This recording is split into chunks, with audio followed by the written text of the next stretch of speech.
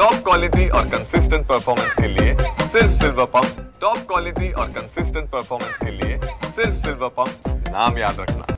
लोकसभेतील विरोधी पक्षनेते राहुल गांधी यांनी आज केंद्रीय निवडणूक आयोगाच्या विरोधात मोर्चाची घोषणा केलेली आहे। इंडिया आघाडीचे सगळे खासदार सकाळी 11:30 वाजता निवडणूक आयोगाच्या कार्यालयाकडे मोर्चा घेऊन निघणार आहेत।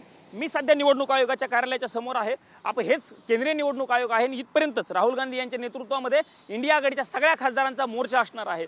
महाराष्ट्र असेल, कर्नाटक असेल, सोबतच देशभरामधील अनेक ठिकाणी मतांची चोरी झालेली आहे असा आरोप राहुल गांधी मागच्या काही दिवसांपासून सातत्याने करत आहेत। आणि त्याच पार्श्वभूमीवरती आज संसदेच्या अधिवेशनाच्या या आठवड्याच्या पहिल्याच दिवशी मोर्चाची घोषणा राहुल गांधी यांनी केलेली आहे। आपण बघू शकतो निवडणूक आयोगाच्या कार्यालयाच्या समोर मोठ्या पद्धतीने बॅरिकेडिंग जे आहे ते केलेलं आहे। हे निवडणूक आयोगाच्या कार्यालयाच्या समोरची बाजू आहे आणि या ठिकाणी पूर्णपणे दिल्ली पोलिसांकडून बॅरिकेडिंग केली गेलेली आहे। आयोगाच्या कार्यालयाच्या परिसरामध्ये कोणालाही सध्या जाऊ दिलं जात नाहीये, अशा पद्धतीची ही सगळी परिस्थिती आहे। सकाळी 11:30 वाजता जरी मोर्चाची वेळ असली तरी सकाळपासूनच खरं तर या ठिकाणी मोठ्या प्रमाणावरती पोलिसांकडून बॅरिकेडिंग केल्याचं दृश्य आपल्याला बघायला मिळतंय।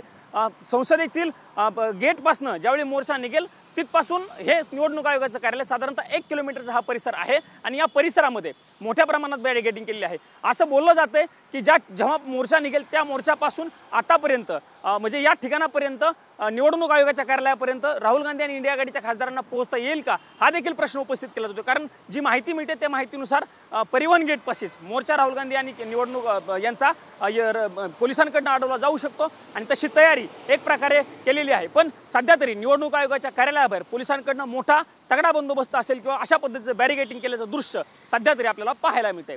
कॅमेरामन राकेश कुमार सह मी प्रमोद जगताप, TV9 मराठी, नवी दिल्ली।